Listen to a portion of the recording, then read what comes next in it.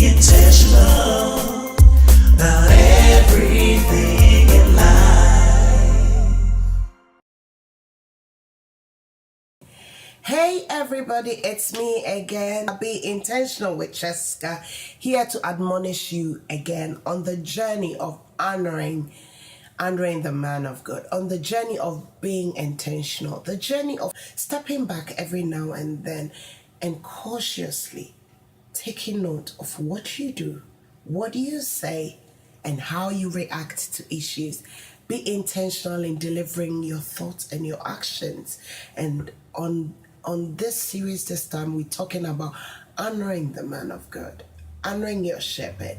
We are still on the business of finding out how we can honor these men of God. Pat Conroy once said that honor is the presence of God in man. And I'll relate this to what the Bible says. That how can you say you love me when you don't love your neighbor? How can you say you honor God and you cannot honor the man of God who is watching over you, the man of God who is teaching you, the man of God who is guiding you? It is not possible. You cannot say that honor is the presence of God in man. So it is vital for us to show honor to everybody we come into contact with. And today, I'm going to talk about some of the ways, or one other way that you can honor your pastor, one other way that you can honor the men of God, one other way you can honor your leaders. Last week, we talked about praying for them, praying them through, and praying with them. Today, we're going to talk about the fact that you can become an answer after you have prayed. You are the answer. I am the answer to that prayer. One way that you can appreciate your pastor, one way you can become an answer to the prayer, which would mean so much to him, I bet you have no idea that it's going to mean so much to him, is to become a disciple. So that is one way to honor your pastor. Be a disciple. Remember, pray for him, pray with him, pray him through. And the next thing is be a disciple. And before I go into that, let me say this.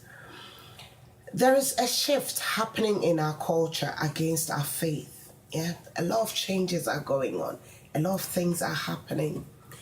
And this shift is so much bigger than the shoes any preacher, any pastor, any leader extraordinaire can fit in all by themselves.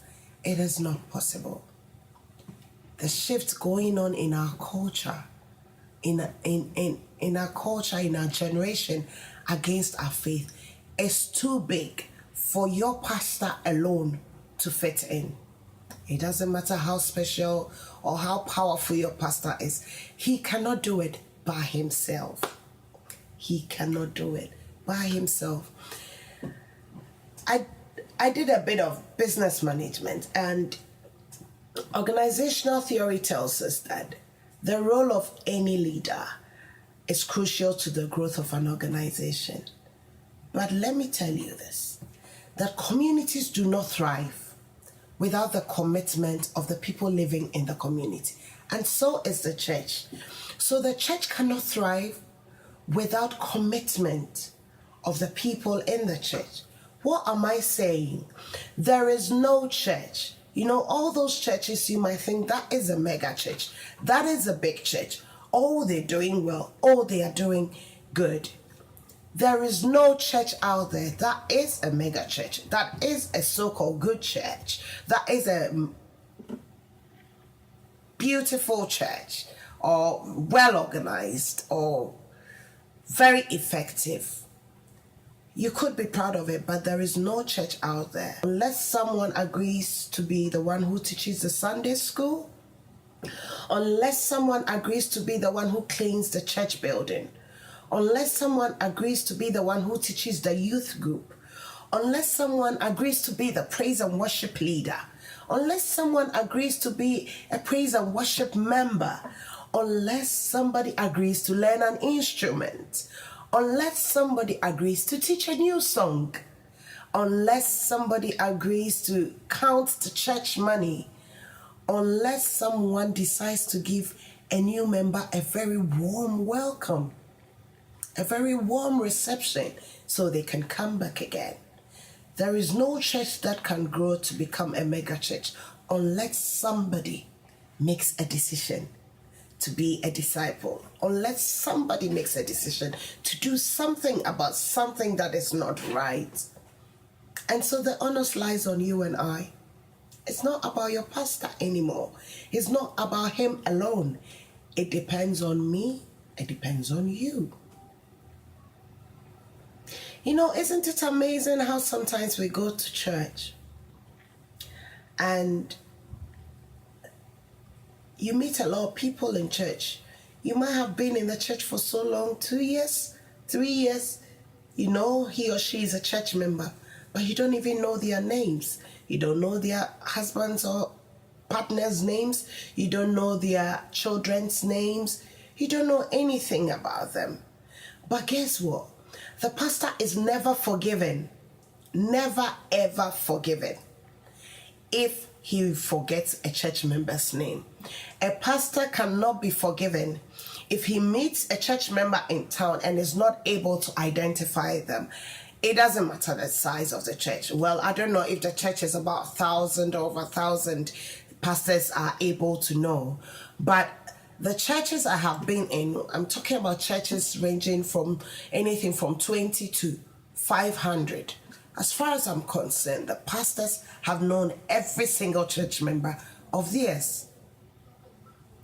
Imagine you walking in town and meeting your pastor, and your pastor has no clue who you are. He has no idea you are even part of the church, and you have been in the church for like 2 years, 3 years, 4 years. He can never be forgiven.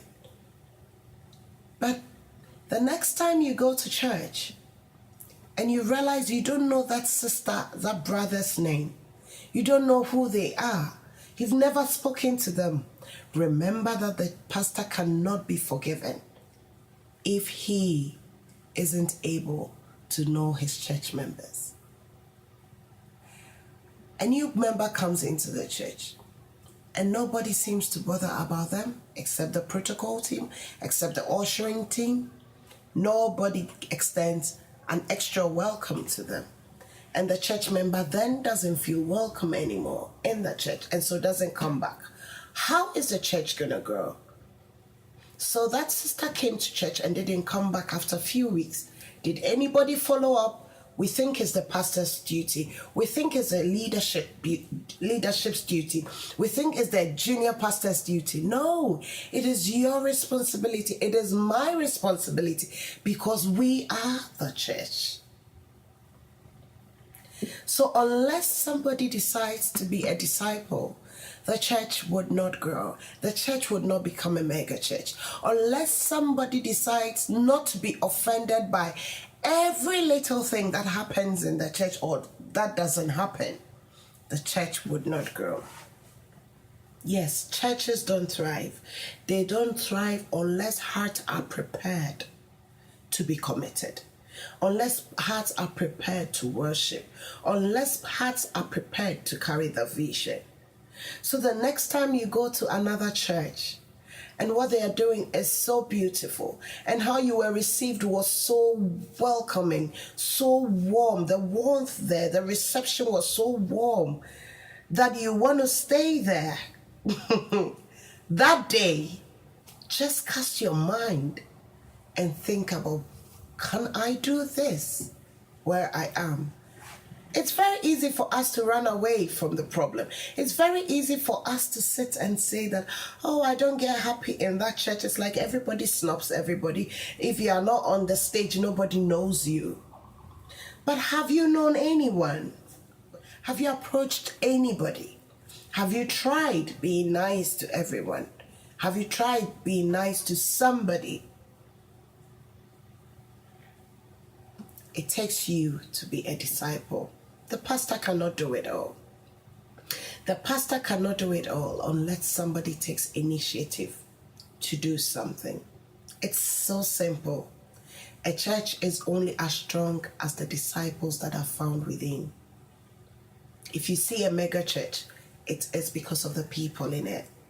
If you see a pleasant church, it is because of the people in it. If you see a powerful church, whatever that is, it is because of the people in it. If you see a church that's got a powerful praise and worship team, and so you go and you enjoy the music so much, it is because somebody decided to be committed to the praise and worship team.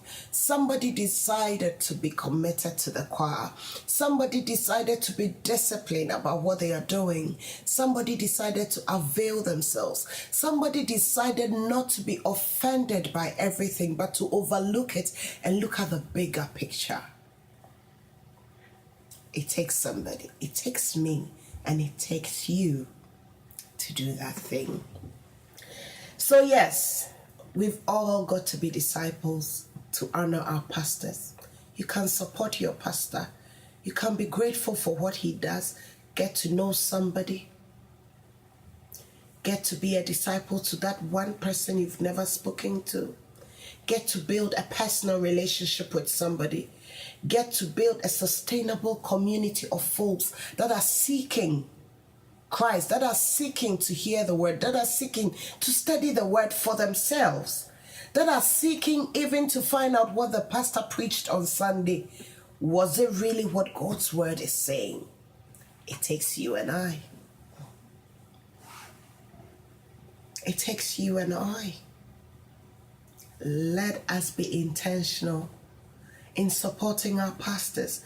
Let us be intentional in making our journey as Christians a personal thing, not a church thing. Let us own, yeah, that's the word, that's the right word I would like to. Let us own the church. Let us own the ministry. You might be a choir member. I'm in a choir, so forgive me if I keep using the choir. But you might be a choir member and you go for rehearsal as and when you want to. You don't call your music director, let them know what's happening. You come on stage as and when you feel like. You come to church as and when you feel like it. And you think that's acceptable. No, it is not. If you own it, if you own the ministry, if you take it personal that is your assignment, you would go on that journey, being a disciple to what has been entrusted into you, and be a good steward to what has been entrusted to you. So yes, it is really important for us to show our pastors appreciation in this form by being disciples. It is. Because a pastor who is appreciated and knows he's loved. And no, I'm not talking about a pastor who is loved. I'm talking about a pastor who knows he's loved. So it's very easy for us to say, oh, I love my pastor. But does he know you love him? Is it for real? Does he know? Does he know that he's got people who have his back? He's got people to defend him. He's got people to cover him up. He's got people who are not trampling on his weaknesses.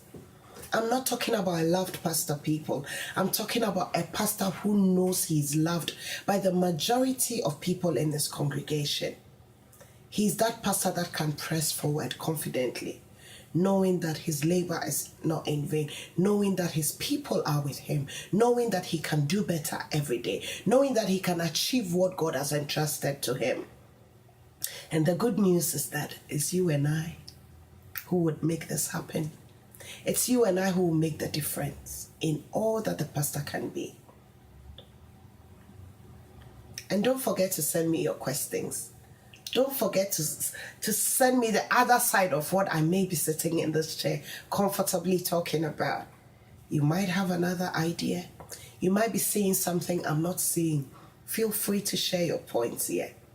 And to those of us who need or require the pastor himself, not anybody, but the pastor himself, or the music director himself, or any leader begging you to do something in the church, and even those of us who feel shy sometimes to take a position or a task in church, and some of us even can't be bothered, and speaking to us all today, please let us be intentional and find something within the church that we can do, that we love to do, that we can do and we enjoy doing, and let's serve with gusto.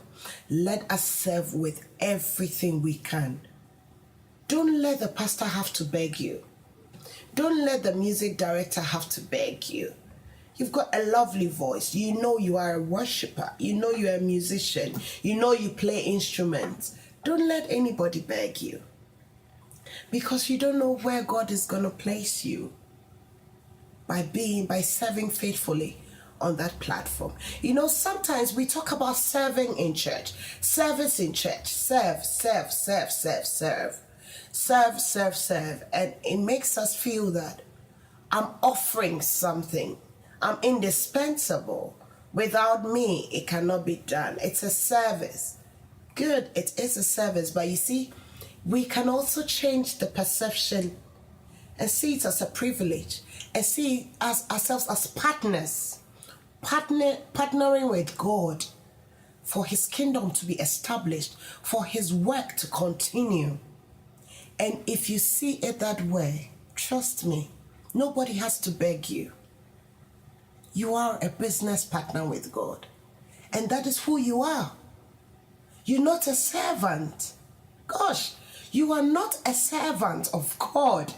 You are a business partner with God. He bought you with a precious blood. You are priceless. Have you seen anybody buying a servant with something that is priceless? What for? So see yourself as a business partner.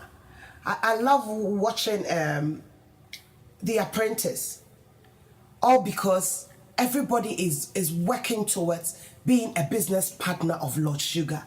And I'm thinking, gosh, I am a partner of the King of Kings. I am a business partner of the God of the universe. Come on, I don't need anybody begging. I don't need anybody coercing me. I don't need anybody forcing me to do something. I know when to do something and when not to. And I'm appealing to you today that remind yourself each day that you are a business partner. You're not a servant. So let no one beg you to do something.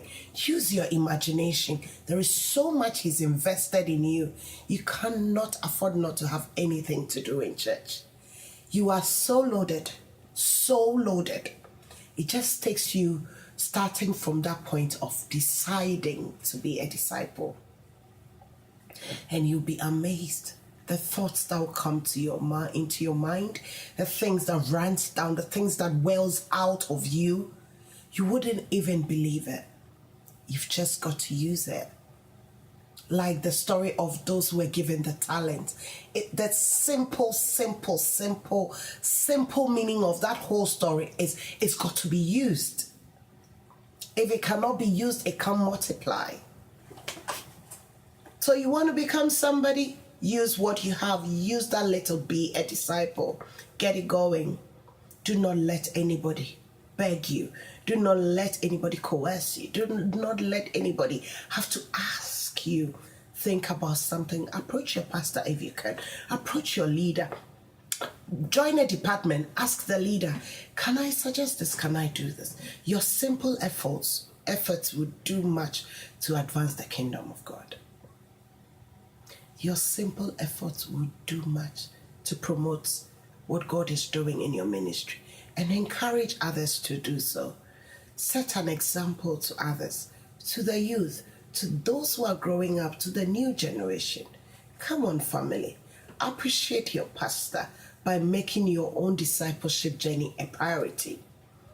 I am pleading with you that you would be intentional in what you do, in the decisions you make, to decide to make your own discipleship journey a priority. Consider saying yes this Sunday. Consider saying yes when you go to church. Consider saying yes when you are approached to do something in church. Be an active participant in that church you belong to.